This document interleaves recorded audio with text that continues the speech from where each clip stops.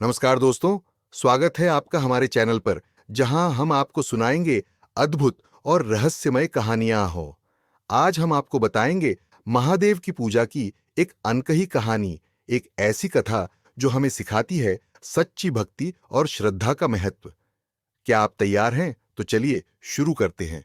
यह कहानी महाभारत के बाद के युग की है। कौशल देश का राजा वीरभद्र अपने साहस, शक्ति और धन के लिए प्रसिद्ध था।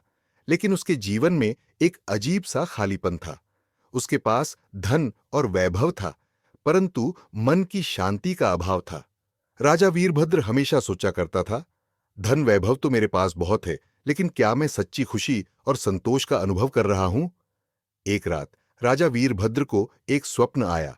उसने स्वप्न में देखा कि वह एक अजीब और रहस्यमयी स्थान पर है, जहां एक विशाल और चमकता हुआ शिवलिंग है। शिवलिंग के चारों ओर चार नाग पहरा दे रहे थे। राजा ने जैसे ही शिवलिंग को स्पर्श करने का प्रयास किया, एक तेज आवाज गूंजी, वह व्यक्ति जो अहंकार से भरा है, इस शिवलिंग को छू नहीं सकता। स्वप्न में यह चेतावनी सुनकर राजा का दिल धड़कने लगा।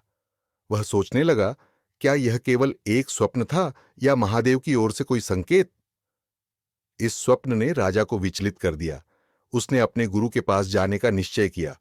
गुरु के पास जाकर उसने पूछा, गुरुदेव, मुझे मन की शांति नहीं मिल रही। क्या इस शिवलिंग की पूजा करके मैं महादेव का आशीर्वाद प्राप्त कर सकता हूं? गुरु ने उसे बताया, राजन, महादेव को प्रसन्न करना अत्यंत सरल है। उन्हें केवल सच्ची भक्ति और श्रद्धा चाहिए। शिव की पूजा में दिखावे की आवश्यकता नहीं होती।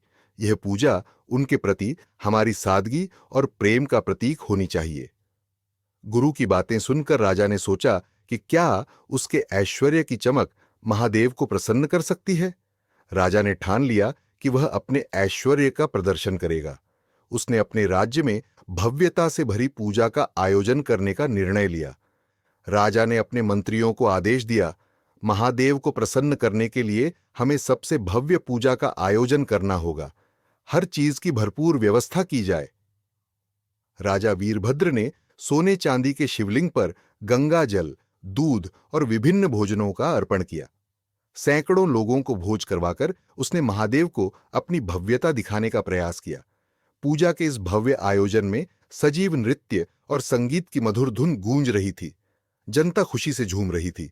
राजा ने हर प्रकार की शोभा और धूमधाम का आयोजन किया। लेकिन क्या महादेव इस भव्यता से प्रसन्न होंगे? इस भव्य पूजा के बीच में एक बार फिर साधु ने प्रकट होकर राजा को चेतावनी दी। साधु की उपस्थिति से एक अनजान गंभीरता छा गई और जनता चुप हो गई। साधु ने कहा, राजन, ये पूजा नहीं, ये दिखावा है। महादेव सादगी के प्रिय हैं। उन्हें जल, बिल्वपत्र और सच्ची भक्ति चाहिए। अगर तुमने उनके पूजन का सही तरीका नहीं अपनाया तो इसके परिणाम भयंकर होंगे। राजा ने साधु की बातों को नजरअंदाज कर दिया और अपनी भव्य पूजा में मग्न रहा। राजा ने सोचा कि उसकी पूजा महादेव को प्रसन्न करेगी, लेकिन वह यह नहीं जानता था कि उसे अपनी गलती का जल्द ही एहसास होने वाला था। जैसे जैसे पूजा का समय नजदीक आया, वातावरण में एक अनजान सन्नाटा छा गया। अचानक आकाश में काले बादल घेरने लगे और एक गरजती आवाज गूंजी। मंदिर हिलने लगा और एक गूंजती हुई आवाज ने कहा, वीरभद्र, तुमने मेरे पूजन का मजाक उड़ाया है। दिखावे और ऐश्वर्य से मुझे प्रसन्न करने का प्रयास किया। मैं सादगी और भक्ति का भक्त हूं। तुम्हें इसके परिणाम भुगतने होंगे। महादेव की गर्जना ने राजा के भीतर भव्यता का एहसास मिटा दिया। उसने देखा कि उसका जीवन टूटकर बिखर गया है। राजा वीरभद्र ने देखा कि उसकी बेशकीमती चीजें एक एक कर बिखर रही हैं। वह घुटनों पर गिरकर महादेव से माफी मांगने लगा। उसकी आंखों में आंसू थे। राजा ने कहा, हे महादेव, मैंने आपकी पूजा को समझा नहीं। मेरी भूल को क्षमा करे। साधु एक बार फिर प्रकट हुए। इस बार उनके चेहरे पर दया का भाव था। राजा ने उनसे मार्गदर्शन मांगा। साधु ने कहा, राजन, महादेव सरलता और श्रद्धा में वास करते हैं।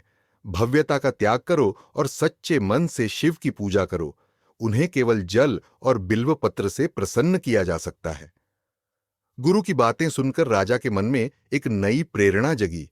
उसने ठान लिया कि अब वह सच्चे दिल से महादेव की सेवा करेगा। राजा वीरभद्र ने महल छोड़ने का निश्चय किया। उसने अपने राजसी वस्त्र उतारे और साधारण वस्त्र धारण किए। वह अब एक साधारण भक्त की तरह महादेव की खोज में निकल पड़ा। राजा ने अपनी साधना शुरू की। जल और बिल्वपत्र लेकर महादेव की पूजा की। उसकी भक्ति सच्ची और सरल थी। समय बीतने के साथ राजा की भक्ति ने उसे आत्मिक शांति दी।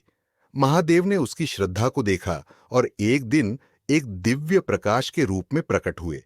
महादेव ने राजा से कहा, राजन, तुम्हारी सच्ची भक्ति और श्रद्धा ने तुम्हें मेरे निकट ला दिया। तुमने अहंकार को त्याग दिया है और यही सच्ची पूजा है। राजा वीरभद्र ने महसूस किया कि अब वह केवल धन और ऐश्वर्य का राजा नहीं रहा, वह अब सच्ची भक्ति का प्रतीक बन चुका था। दोस्तों, कमेंट में जय भोले बाबा लिखना ना भूलें। जय शिव स्वयंभू। राजा ने निर्णय लिया कि वह अपनी पूरी शक्ति और संसाधनों का उपयोग लोगों की भलाई के लिए करेगा। उसने राज्य में सच्ची भक्ति और साधना का प्रचार करने का संकल्प लिया। इस प्रकार राजा वीरभद्र ने सच्ची भक्ति और श्रद्धा का महत्व समझा और अपने राज्य को एक नई दिशा दी। यह कहानी हमें सिखाती है कि सच्ची पूजा और भक्ति में दिखावे का कोई स्थान नहीं है। दोस्तों, हमें यह याद रखना चाहिए कि महादेव हमेशा सच्ची भक्ति और प्रेम में वास करते हैं। अगर आपके दिल में सच्ची श्रद्धा है तो महादेव हमेशा आपके साथ रहेंगे। अगर आपको यह कहानी पसंद आई हो तो कृपया हमारे चैनल को सब्सक्राइब करें और इसे अपने दोस्तों के साथ साझा करें। अगले वीडियो में फिर मिलेंगे। तब तक के लिए धन्यवाद।